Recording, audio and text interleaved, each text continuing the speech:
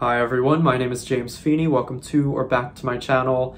It is now August, which means I have a month's worth of reflections and favorites to share from July. Without further ado, we'll jump right into that.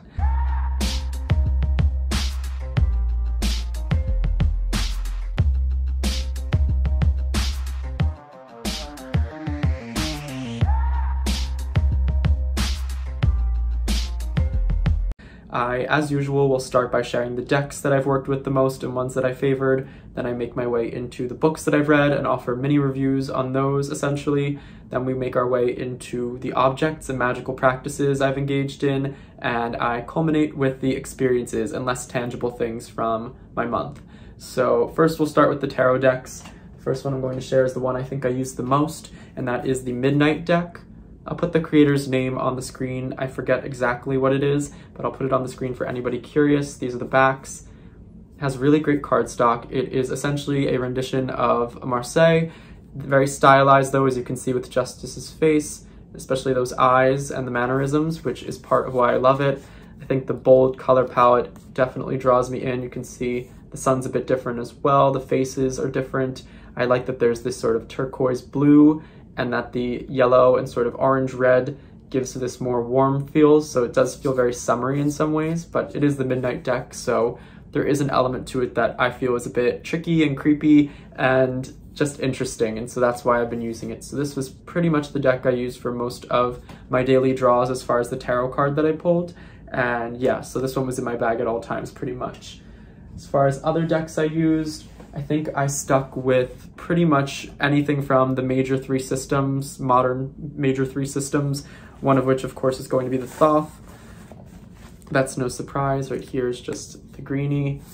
I think I just use this one sparingly here and there. It's never going to leave my reading table, but I would say I was engaged in my Marseille studies as I have been in recent months, and then I have been returning to the Rider-Waite-Smith, and that's mostly because I am going to be teaching another tarot class later this month, and so I wanted to give myself some more practice, a refresher with that deck, because that's what I used to teach with. So the Thoth was used for some clients, it was used here and there, but really the focus was on the Marseille for my own learning purposes, and then the Rider-Waite-Smith mostly just to brush up so that I could feel like I was in good practice when it comes time to teach. So just well, this is the one that was my very first deck, and it's always on my reading table. So that's that. You've all seen it. It's nothing new. And then aside from that, we have another Marseille deck, which I used mostly for in the shop, just because it's smaller. This is a Noble.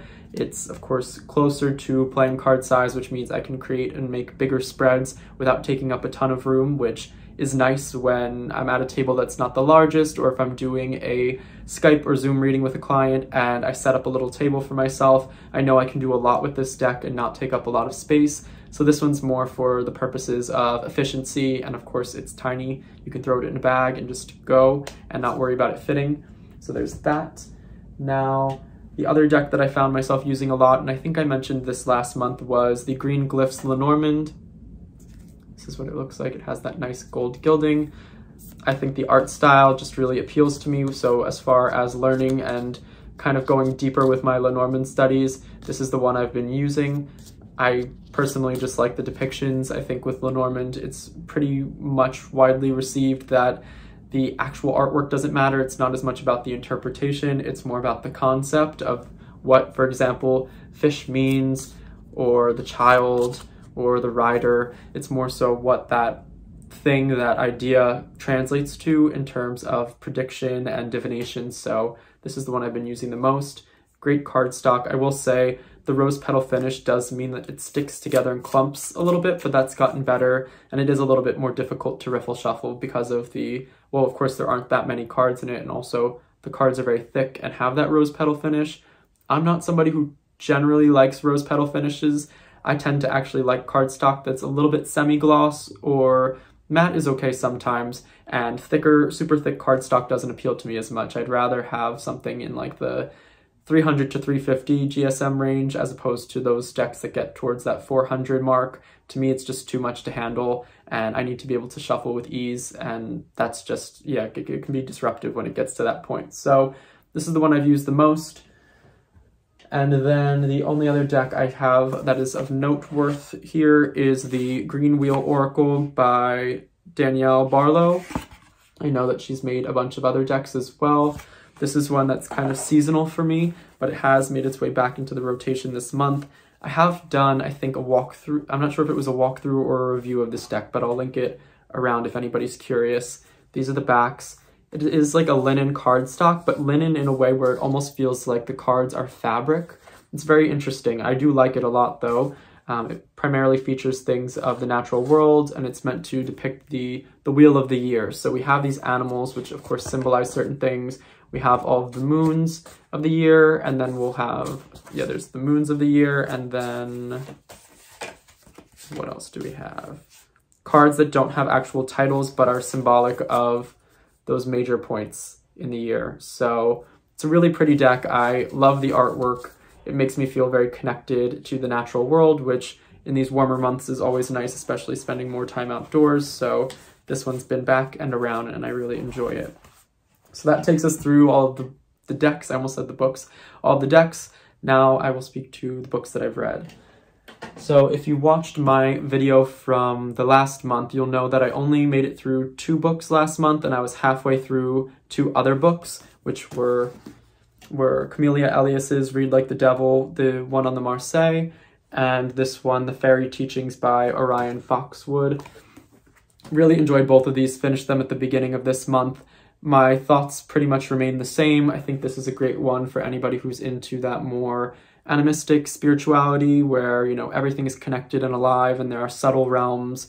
This is one of those books that I think kind of falls into that category of the, what is that place that everybody talks about? That very natural sort of place where there's the, like, I guess people grow things.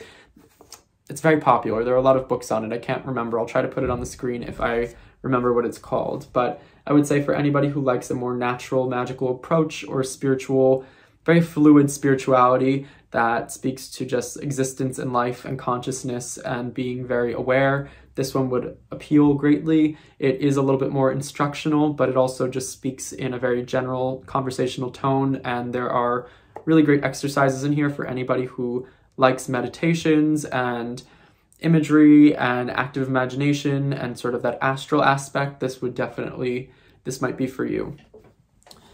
And then we have, of course, Camellia Elias's book.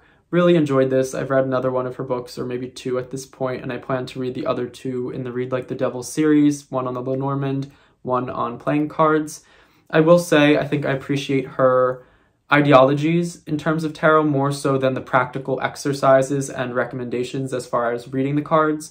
I think that there's, of course, something to her approach. She's in that camp more so of the tarologist, where we would see people like Enrique Enriquez and I guess to some degree Hodorowski, I believe. So yeah, she's kind of like in that ballpark, and I would say that that's on its own end of the spectrum. I like to kind of meander through and wander through the whole spectrum, so this isn't 100% the approach that I like to take.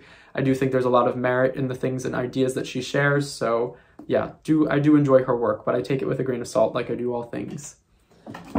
Now, the books that I read this month, I've had this sort of unspoken goal, I don't know if I've shared it here, that I want to read 4 books a month, essentially 1 book a week. And because I didn't actually get to that last month, I really wanted to kind of play catch up. So I finished those 2 from the month before, and I wasn't sure if I was going to make it through 4 this month, like fully within this month, but I did. So the first one is School for Psychics by Casey Archer. It's a novel. This is book 1. I haven't looked into if the next books or if there are other books that are out yet.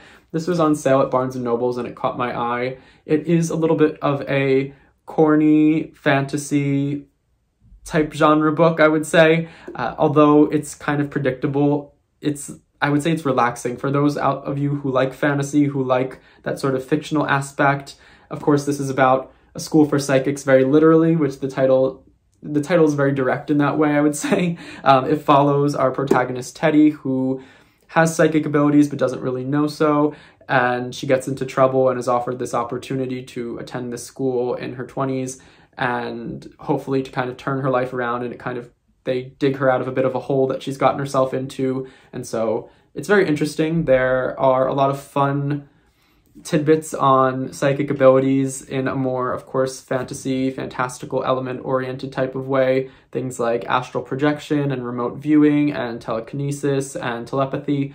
All of that I find to be very interesting, especially in fictional worlds. So if any of you do like fantasy and want something that's a little bit of an easy read that you might be able to predict, but at the same time it's really fun, I would recommend this. I do think I'll seek out the other books in the series because it does end on quite the cliffhanger, and I'm guessing that was the point. So would recommend this one. Next, I read Aspects in Astrology, A Guide to Understanding Planetary Relationships in the Horoscope by Sue Tompkins. I've seen this one around and about quite a bit on Amazon and spoken of by other astrologers, and with me deepening my astrology studies in recent months, this of course was one that I wanted to read. I'd had it and just hadn't picked it up, or picked it up to read it, I should say.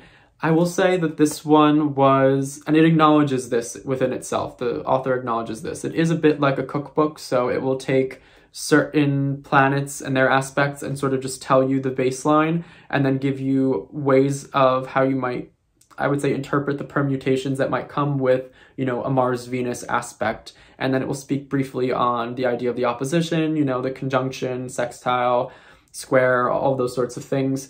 But it can be a little bit boring to read more of that cookbook style. I tend to try to push myself through it because I want to retain that information, even if it's just the surface level, so that I can, you know, reflect back. So it was interesting, and I think the beginning portion was the best, where it's more theoretical in the way it speaks about that. Sue Tompkins speaks about aspects. I would recommend this for anybody learning astrology. I think aspects are of the utmost importance. That's essentially where things get a lot more personal and unique in each chart, the connections that are made. So yeah, definitely recommend this. I did enjoy it, but do know that it is a little bit of that cookbook style for the bigger middle chunk. Next, I read The Chrysalids by John Wyndham, and I believe that this was originally published under the name, is it Rebirth? I think it was Rebirths. It was originally published under the name, I think, Rebirths, but now it's published under the name The Chrysalids. It was published originally in like the 1950s. It's one of those sort of old school style dystopian novels, which I really appreciate. It is a smaller book, but I would say it's not necessarily a quick read. There is some depth to it. I like the way that the plot is driven forward very quickly. Nothing's beaten around the bush. It's not overly extraneous in the details and descriptions. It's really driven by the narrative and the plot. So for me, as somebody who likes to kind of get to the point in books, this was great. I would say the world is supposed to be in the future. Essentially, the idea that I gather from this is that there was a nuclear fallout, and so this community has kind of reverted back to what feels like very colonial type times with farms and that sort of lifestyle. There is this sort of hyper-religious aspect to it, and I think that this book is great for speaking to extremism and the dangers there. So the religion, essentially, the major tenet is about the mutations that come from radiation. So they try to keep, I guess, the idea of the human body pure, and so when somebody's born with a mutation, they are kind of cast out or killed. The same is said for animals and crops and anything that grows that could be affected, I guess, by radiation within this world. And they are, yeah, extremely religious. It follows the protagonist, I believe his name's David, if I'm not mistaken, and essentially, I guess this is a little bit of a spoiler, but you learn this pretty soon on.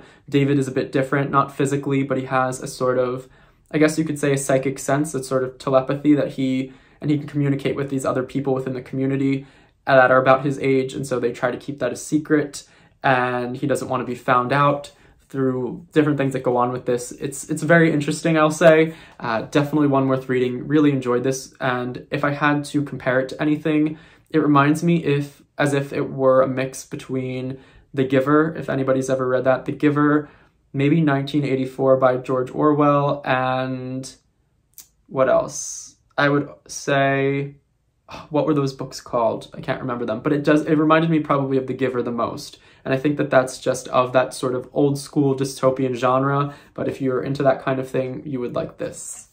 And the fourth book that I read for the month, or I guess consumed, was an audiobook. It was The Midnight Library, which is by, I forget the author, but I know it's receiving rave reviews at the moment.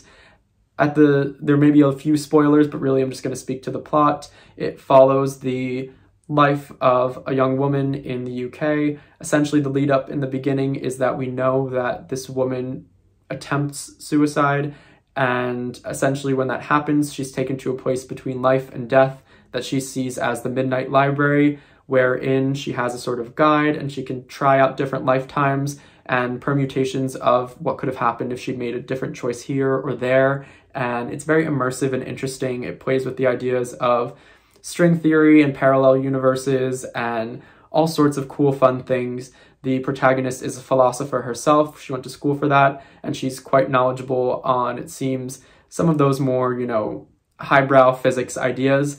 So I found it very interesting in that way. And of course, the story was compelling as well. So we definitely recommend that one if anybody's debating or thinking of listening to or reading that.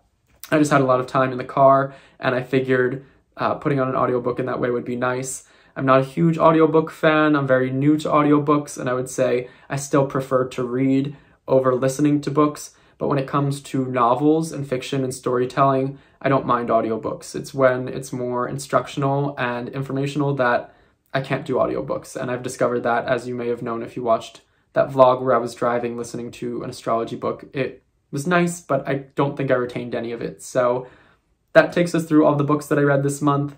Now we'll make our way into other different materials that I think may be of interest, or at least were interesting to me. So the first one being my journals. I did finish this daily journal that I'd been working my way through. It's in the format of a sketchbook, so I would make fun, interesting sketches and doodles and then write around them. And lately I've been drawing a Lenormand card each day and a tarot card, and so I would write those down and then I would speak to those cards and draw a picture of what it felt like to me. So if there was a certain theme or a mood or a way that I thought it would apply to my day, I might draw a sort of abstract image to depict that and then write to it, basically. So I finished this journal. It's always fun to get through one and kind of put it on the shelf next to the others and then be able to see how many or how long I've been keeping up my journaling practice. So that's fun. The new journal that I'm kind of using is this one. It's a Slytherin journal. My sister got it for me a few years ago, and it had a few pages in the beginning that I'd already written in because I guess I intended it to be a bit of a tarot journal, but the first few pages were all over the place, so I just kind of started fresh I've already kind of making my way through it. It's a lined notebook, I'll show you. So it's not the same as a sketchbook, but I am putting small sketches each day still. Looks like this on the inside. It suits my daily journaling really well, and so I'm enjoying that. And I would say I'm taking a similar approach. I think I'm writing more in this one because it's lined as opposed to the sketchbook where I put a bigger and higher emphasis on the doodles and the art that I would use to kind of depict and speak to my cards of the day. But yeah, this is the new journal. And another thing that I've really been loving and I have spoken to before is this planner that I've been using now for about a month, or at least a month now. This is a sort of almanac planner, I guess. It has my birth chart in it, so you can see my sun, moon, and rising, Sagittarius, Libra moon, Gemini rising. It has my name. It is all customized and personal to me. It has the transits for each of the days, so it'll let me know what's aspecting in some way, anything from my birth chart, what's aspecting in general, just as far as transits go. You get to see all the major moon phases and lunar cycles. There's room for notes, which I did get to add. That's something I had to customize and add in. So the baseline here is that you get to customize this as much as you want. I got to pick that it was spiral bound. I got to pick that it was going to be this size. So for anybody out there, I'll link the website I got it from below. I think it's called Honeycomb. Definitely recommend. And it is based on my whole sign birth chart, tropical astrology, which looks like, I'll just show it so that anybody who's curious can see. I even got to customize the art that's in it, but it is, does it say yes? So really fun, really interesting, and it's great for keeping up with my astrology studies. I've found that I try to make predictions about certain transits and aspects affecting my birth chart on certain days of the week. When I see a lot's going on, I'll try to interpret it, put a little prediction, and then see what happens on that day. I've also tried to plan around my work and filming and all that sorts of stuff just to experiment and see if I can work with the transits and aspects and my birth chart and what's going on astrologically speaking to work those to my advantage. And so far I've had really fun and interesting results that I would say are promising. So I would recommend this planner if you are in the market for one. And you can start it at any point in the year. Mine started in July. So if you were to order one for yourself, you could have it start at any point you wanted. And usually I think their options are you can get a 6-month one or a year-long one. So really fun.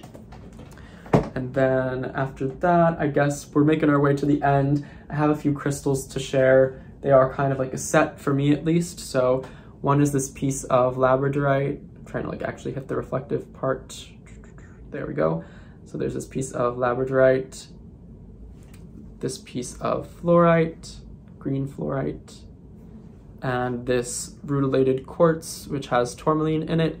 These I kind of picked up all at the same time from the shop that I do readings at, and in my head I'm using them as manifestation stones, so I've used them a bit in spell work. I imagine them to have certain properties that when combined are beneficial to me, so for me the labradorite is more like a fiery energy, and this is the element that I think it embodies, at least in my work when I was using it. I have the rutilated quartz, which to me is more of a watery element, and so I imagine it to be very emotional and healing in that way.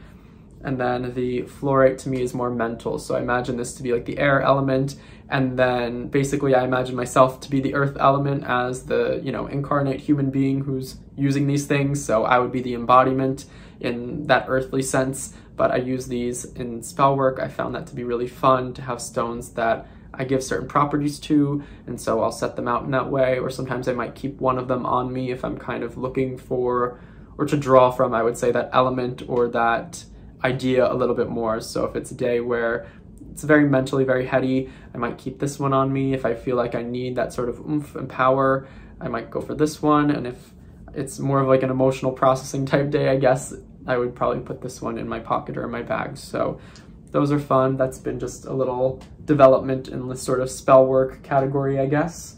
And I think the only other thing I have to share is basically just pens. I really like this pen that I use often with my traveling notebook.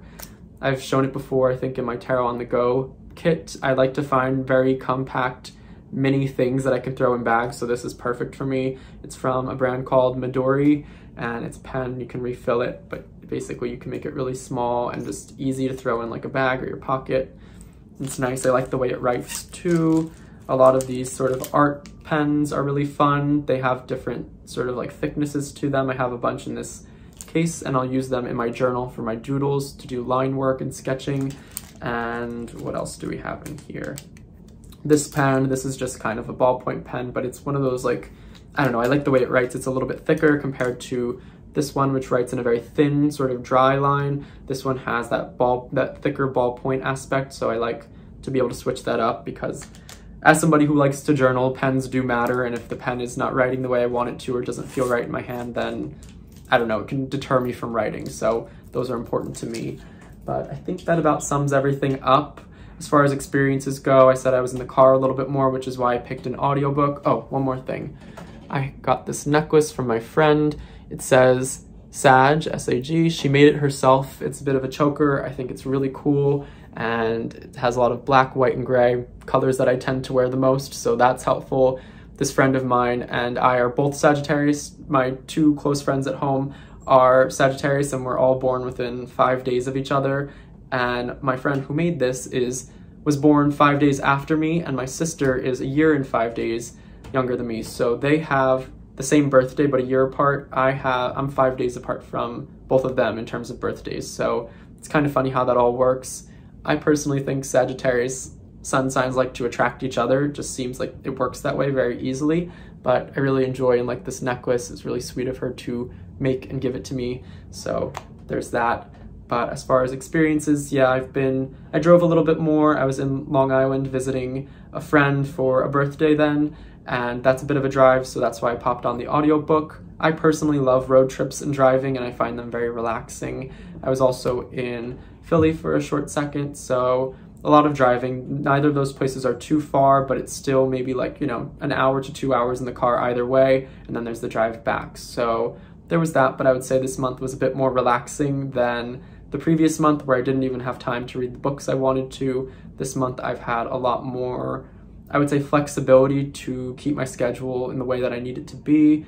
I have an upcoming tarot class, which I'm excited about, and this month has been really great for clients as somebody who lives on a beachside town that is very seasonal in its, I would say, livelihood, where in the winter it can be quite dead and desolate, and in the summer it's quite crowded. So for me, somebody who reads in person a lot of times at a shop that's very, like, basically right on the beach, that is helpful. So business has been nice and good, which I appreciate so much. But I think that about sums up my month. Please let me know how your month is going. If you have posted a favorites or something like that, there's a good chance I'll watch it, but feel free to let me know how you're doing and what you've been enjoying. I hope you are all well. Like and subscribe if this was fun or interesting, and until next time, bye.